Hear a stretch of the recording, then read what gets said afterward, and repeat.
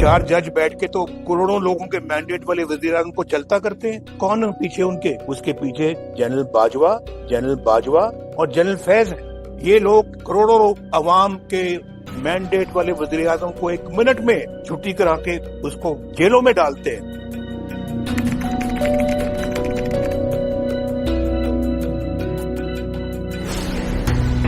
आपने भी हाथ बांध के बायो साहब एक्सटेंशन दी थी, जबकि आप कहते 2017 में बड़ा बुरा हुआ था, और आप आइंदा भी यही करेंगे। और वोट दिया था, और वोट दिया था। कोई फर्क नहीं, तो आप ये समझेगा कि आप बड़े सही हैं। आपकी पूरी पार्टी ने वोट दिया था हाथ बांध के। जनरल बाजवा, जिनको आप जिम्मेदार ठहराते थे अपनी हुकूमत जाने का, उनकी एक्सटेंशन के लिए नवाज शरीफ साहब तैयार हो गए, बल्कि ख्वाजा आसिफ साहब को यह भी कहा कि अनकंडीशनली सपोर्ट करना है हमने इस एक्सटेंशन को। बिल्कुल आपकी बात ठीक है, इस पे मैं कोई कमेंट इसलिए नहीं करना चाहती कि ये हुआ है, ये बिल्कुल हुआ है। मैं इसको इंडोर्स करूं या ना करूं, अब वो बात पीछे रह गई। वज़ीर दिफा ख्वाजा आसिफ ने कहा है कि 2019 में नून लीग की क़यादत ने इज्तिमाई फैसला करके जनरल बाजवा को तौसी का वोट बतौर ब्लैंक चेक दिया था। नवाज शरीफ की सख्ती से हिदायत थी कि जनरल बाजवा को एक्सटेंशन का वोट देना है। एक्सटेंशन पे हमने तो एक किस्म का एक ब्लैंक चेक दिया था, उसके ऊपर कोई हमने ना कोई मांगा था, ना कोई सौदेबाजी थी। इज्तिमाई जो एक फैसला हुआ लंदन के अंदर, नवाज शरीफ साहब कायदे मोहतरम भी थे, मियां शहबाज शरीफ भी थे, सागदार साहब भी थे, जो उस वक्त तीनों ये साहिबान जो थे वो लंदन में थे। बाकी यहाँ से हम 10-12 लोग गए हुए थे। मियां साहब की ये स्ट्रिक्ट जो थी हिदायत थी कि आप वोट जरूर दें।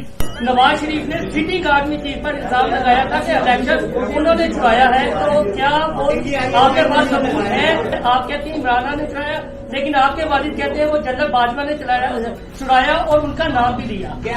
Next question. आप लोग आए थे वोट की इज्जत दो और सारे नारे लगा के, मगर अब तो कल वजीर कानून साहब ने बताया कि अक्टूबर तक भी जनरल बाजवा के कहने पर अदालत के जज के हवाले से आप लोग रुकावटें हटा रहे थे।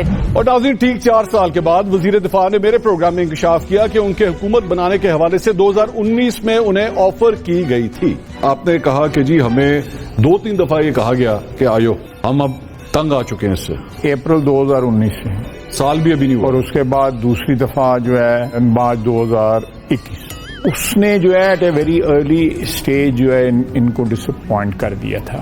और उसमें मेन वजह, जिस तरह उन्होंने कहा था कि आप पहले पंजाब ले लें जून में, क्योंकि अप्रैल में ये बात हुई थी, और दिसंबर में आप फेडरल गवर्नमेंट ले लें। DGISPR major general Babar Iftikhar ने ARY से बात करते हुए दावा किया कि नून लीग के रहनुमा मोहम्मद जुबैर ने दरख्वास्त करके आर्मी चीफ से 2 मुलाकातें की। डिटेल में तो नहीं जाऊंगा, मगर चीफ ऑफ आर्मी स्टाफ से मुलाकात के हवाले से मैं ये जरूर वाज़ेह कर दूं कि मोहम्मद जुबैर साहब ने 2 मरतबा चीफ ऑफ आर्मी स्टाफ से मुलाकात की।